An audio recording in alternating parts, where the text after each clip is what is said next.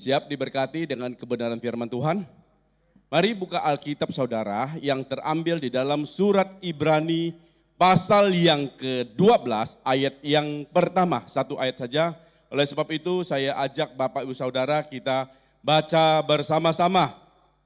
Surat Ibrani pasal 12 ayat pertama 1, 2, 3. Karena kita mempunyai banyak saksi, bagaikan awan yang mengelilingi kita, marilah kita menanggalkan semua beban dan dosa yang begitu merintangi kita dan berlomba dengan tekun dalam perlombaan yang diwajibkan bagi kita yang percaya firman Tuhan. Katakan amin.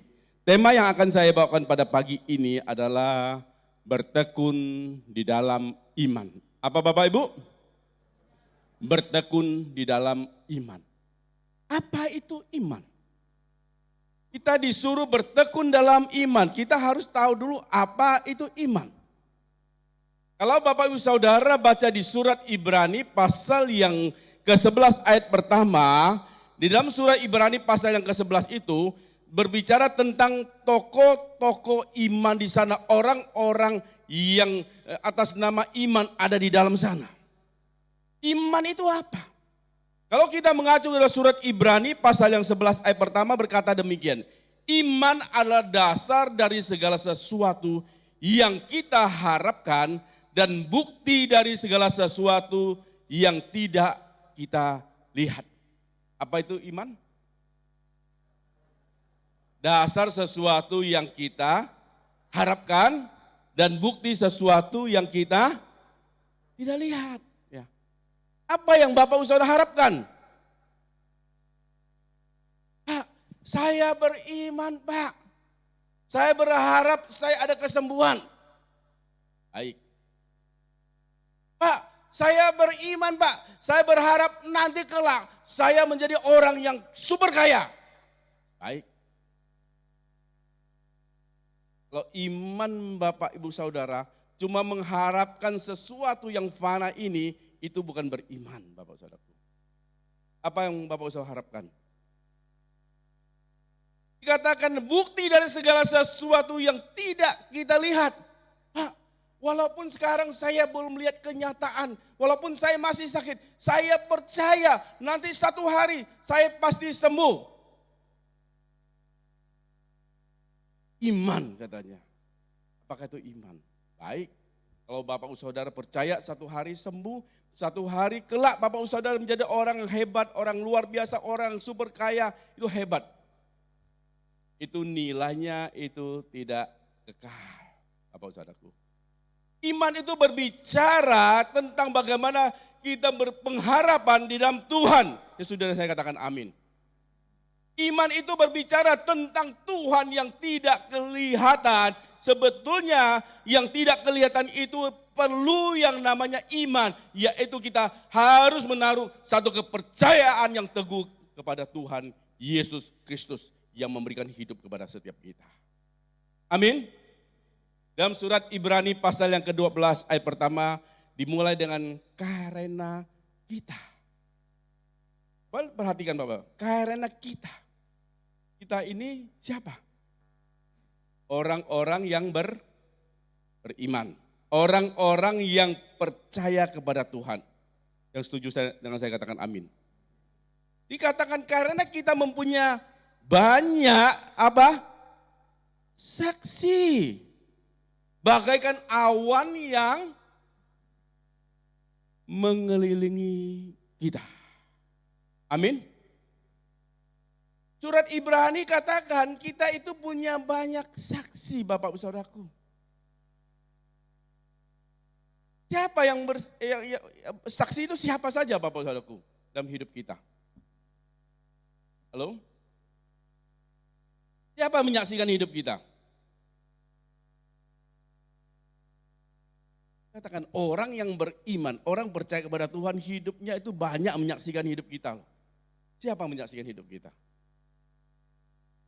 Yang pertama itu Tuhan itu menyaksikan hidup kita. Bapak Saudara di rumah Ada keluarga, ada istri, ada anak, ada suami, ada anak-anak, ada sanak famili, ada saudara. Dia bisa lihat hidup kita. Adalah apakah kita ini orang yang beriman atau tidak. Betul tidak? Bapak saudara kumpul di lingkungan bapak saudara bekerja, bapak saudara tempat saudara bekerja. Orang akan menilai bapak ibu saudara adalah orang yang beriman kepada Tuhan atau tidak. Mereka akan menilai, mereka menjadi saksi. Betul tidak? Itu berbicara tentang manusia yang kelihatan. Betul tidak? Tuhan tidak kelihatan. Ketika bapak ibu saudara tidak di rumah sendiri, ada yang menyaksikan tidak? Tuhan itu juga menyaksikan.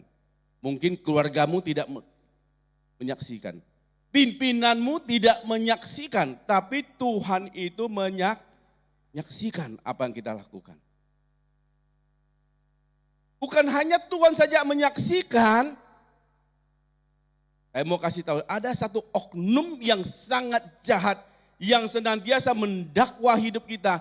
Iblis juga menyaksikan apa yang kita lakukan. Ketika kita melakukan sesuatu hal yang tidak baik, yang tidak berkenan kepada Tuhan, iblis mendapatkan kesempatan senantiasa mendakwa hidup kita. Jadi ada Tuhan yang menyaksikan, ada iblis yang menyaksikan, ada sesama kita yang menyaksikan. Juga termasuk diri kita sendiri yang paling tahu, kita juga menyaksikan hidup kita, bukan? Amin. Tapi seringkali kita membohongin hidup kita sendiri.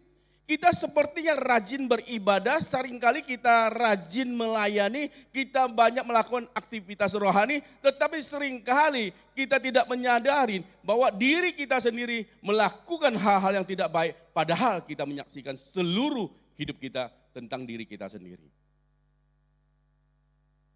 Surat Ibrani, Bapak Saudaraku, dia menganalogikan seperti awan yang mengelilingi kita.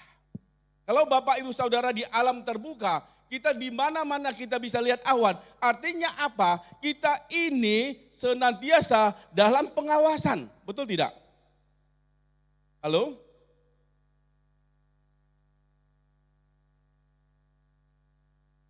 Saya ingin Bapak Ibu Saudara tidak punya iman yang keliru, iman yang salah. Temanya apa Bapak Ibu? Barusan kita baca tadi. Temanya apa? Apa? Bertekun. Bertekun di dalam iman. Ya. Saya ingin Bapak Ibu Saudara tidak salah arah tentang iman. Kalau hidup kita sehat, puji Tuhan. Tapi bukan tujuan kita hidup itu. Badan sehat. Kita butuh badan yang sehat untuk melakukan aktivitas dalam seluruh hidup kita. Tapi tujuan kita bukan hidup sehat itu. Setuju enggak? Tujuan hidup kita ini mengiring Tuhan sepanjang kehidupan kita di dunia ini. Amin. Dalam Yohanes pasal 14 ayat 6 katakan, Yesus katakan demikian. Akulah jalan kebenaran dan hidup, tidak ada seorang pun dapat datang kepada Bapa kalau tidak melalui Tuhan Yesus. Tapi seringkali dalam kehidupan kita, dalam iman kita yang mengaku kita sebagai anak Tuhan, seringkali kita menyia-nyiakan jalan yang satu-satunya Tuhan berikan dalam hidup kita lewat kematiannya di atas kayu salib. Seringkali kita sembrono dalam perjalanan hidup kita sehingga iman kita tidak tepat sasaran. Seringkali iman kita hanya dipakai sebagai alat untuk perjalanan hidup kita. Iman kita arahnya kesembuhan, materi dan sebagainya. Semuanya yang mengarah kepada kehidupan fana. Bapak Saudara perhatikan baik-baik Bapak Saudaraku. Saya ingin Bapak Saudara dapatkan satu khotbah yang berimbang Bapak Saudaraku.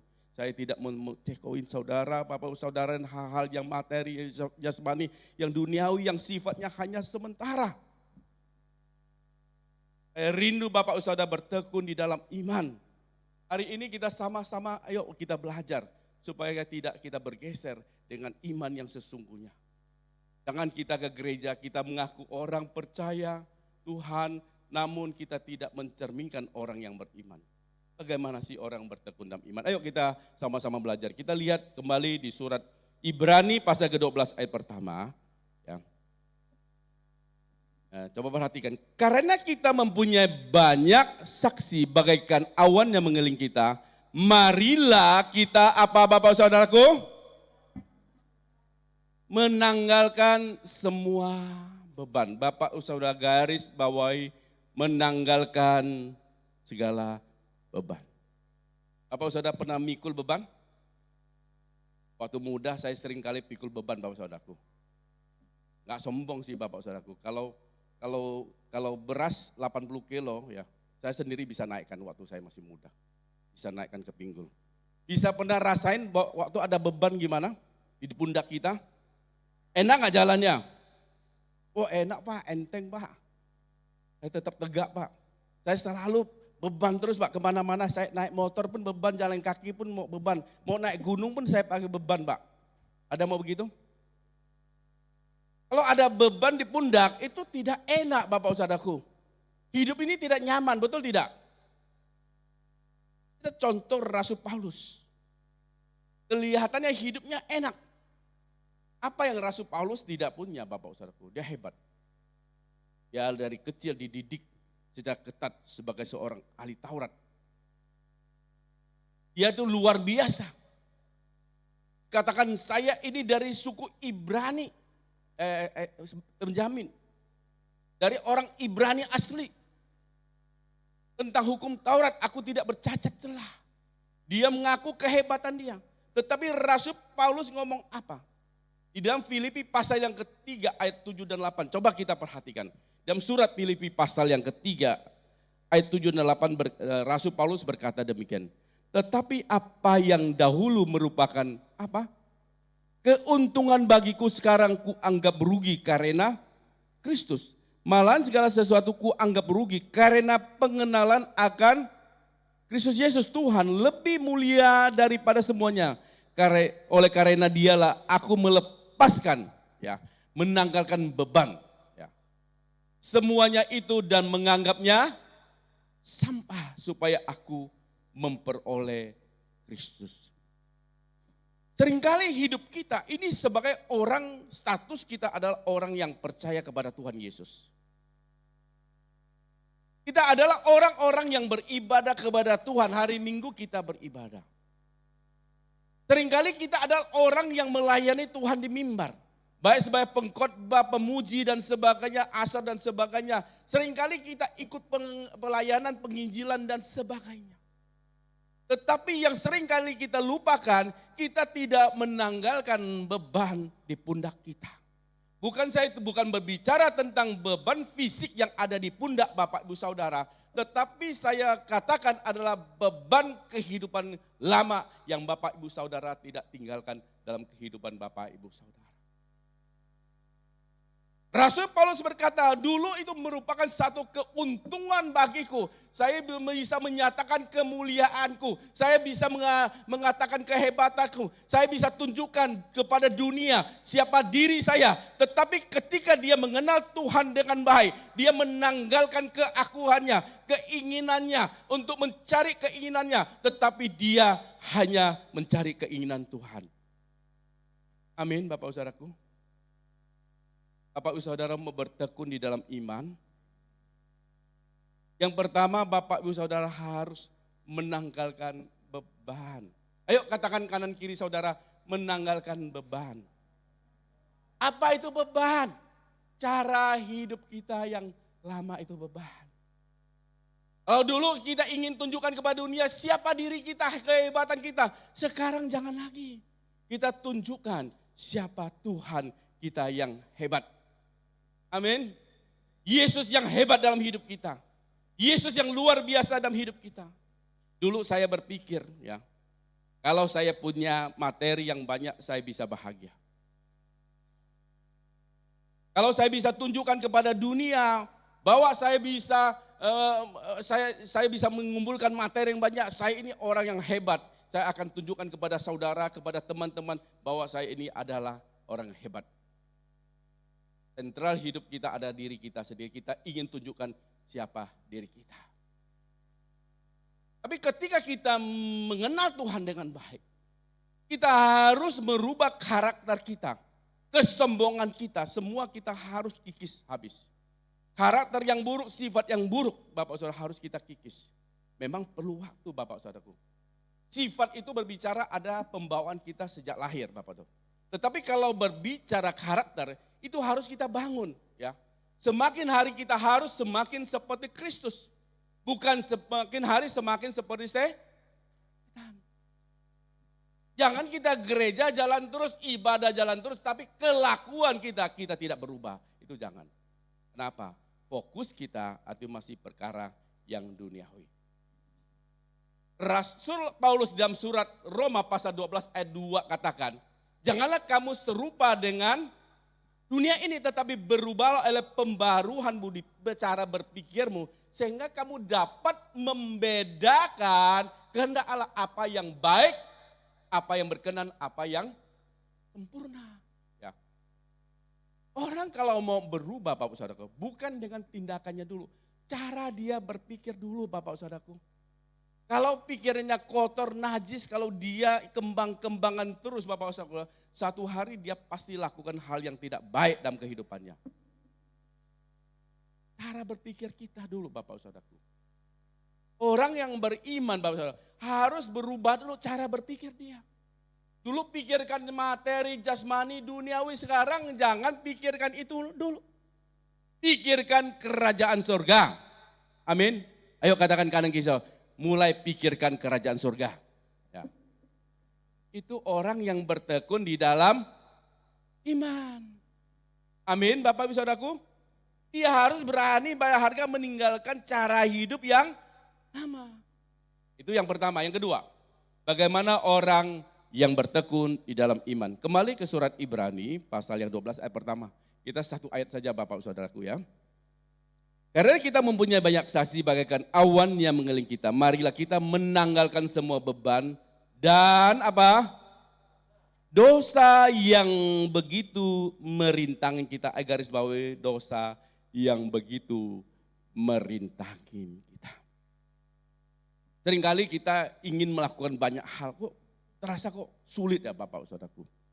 Kita mau kerja ini rasanya ini enggak bisa jalan. Kita mau lakukan ini kayaknya sulit kita untuk melangkah. Saya mau kasih tahu ya, kalau kita tetap hidup dosa, dosa itu menghalangin kita untuk bertumbuh di dalam Tuhan. Hati-hati loh Bapak Saudaraku. Kalau kita dekat-dekat dengan dosa, bahkan kita melakukan dosa, dosa itu menghalangin kita untuk bertumbuh di dalam Tuhan. Kalau Bapak Saudara tetap melakukan dosa, Bapak Saudara 1 minggu ibadah 7 kali pun percuma. Dosa itu apa sih? Di dalam bahasa Yunani katakan amartia, meleset dari kehendak Tuhan. Dosa itu tidak melakukan apa yang Tuhan mau di dalam hidup kita. Hidup kita hanya maunya kita sendiri, pokoknya saya senang, pokoknya saya happy, pokoknya saya hebat. Dia tidak peduli itu kehendak Tuhan atau tidak. Dia hidupnya selalu meleset dari keinginan Tuhan. Pak, saya mau melakukan keinginan Tuhan Pak. Tapi enggak bisa Pak, caranya bagaimana? Bapak Saudara pernah enggak baca petunjuk Tuhan? Ada enggak petunjuk Tuhan dalam hidup Bapak Saudara? Tahu enggak tentang firman Tuhan? Jangan firman Tuhan Bapak Saudara hari Minggu dengar, masuk tengah kanan, keluar tengah kiri. Percuma Bapak Saudaraku. Daud katakan, renungkanlah firman Tuhan itu siang dan malam. Firman Tuhan bukan hanya sekedar Bapak Ibu Saudara dengar dan melupakan, tapi harus jadi satu perenungan. Apakah setiap langkah hidup kita itu sesuai dengan kehendaknya atau tidak. Bapak Saudara, itu penting loh. Seringkali saya katakan ya, setelah kita melewati hari ya, Pernah nggak kita replay kembali satu hari ini saya lakukan apa? Lebih banyak yang menyenangkan Tuhan atau lebih banyak menyakiti Tuhan? Banyak yang membuat orang lain ini membuat orang diberkati atau banyak menyusahkan orang lain? Dalam satu hari mulut saya pakai untuk banyak berbohong atau untuk perkataan berkat yang keluar dari mulut saya. Tangan saya sepanjang hari ini melakukan hal yang najis, yang kotor atau melakukan hal-hal yang menjadi kehendak melayani Tuhan. Ayo, setiap kita melewati hari, berarti kesempatan kita berkurang satu hari. Betul tidak? Apa yang sudah kita lakukan? Jangan-jangan besok kita tidak punya kesempatan melakukan kehendak Tuhan. Kita nggak bisa hidup dengan kemampuan kita, Bapak Ibu Saudaraku. Hidup kita ini sangat butuh Tuhan. Kalau Bapak Ibu Saudara tidak pernah baca firman Tuhan, ketika persoalan masalah datang, Bapak Ibu Saudara tidak bisa melewati rintangan itu. Karena apa? Kita pakai kemampuan kita, cara berpikir kita, pola kita untuk menyelesaikan masalah. Tetapi kalau Bapak Ibu Saudara di dalam pikiran Bapak Ibu Saudara ada firman Tuhan, ketika masalah itu singgah dalam hidup kita, kita ada firman Tuhan.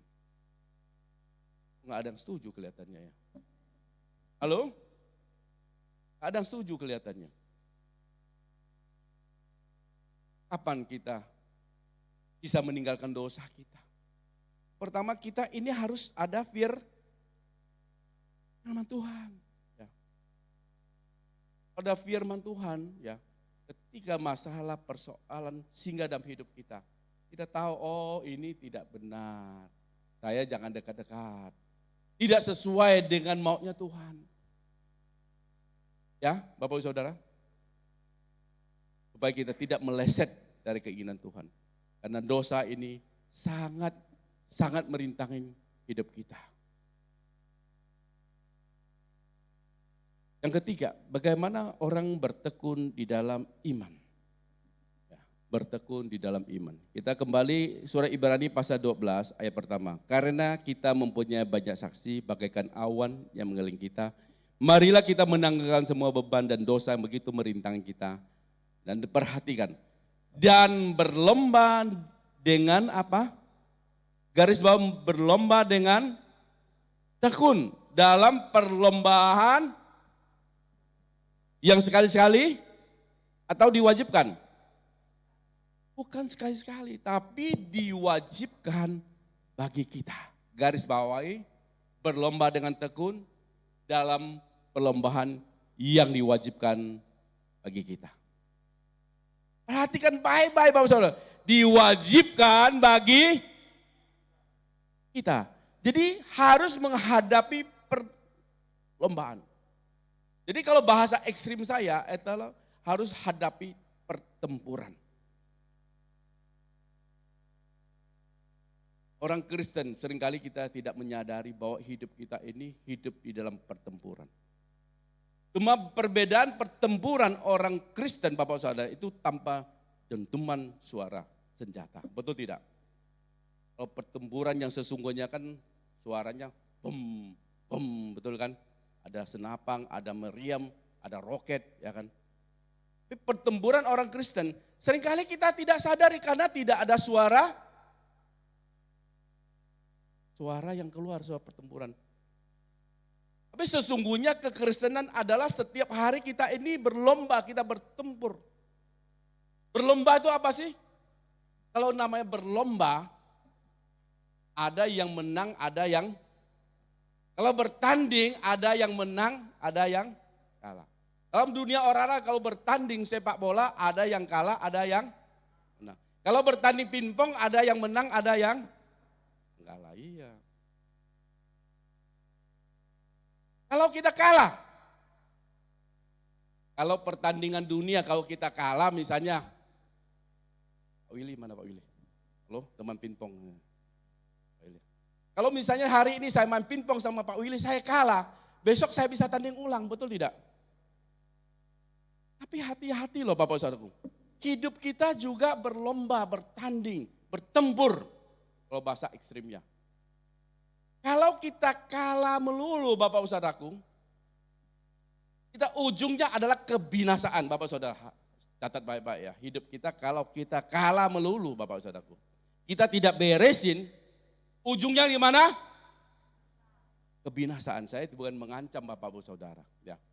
Firman Tuhan itu seperti pedang bermata dua.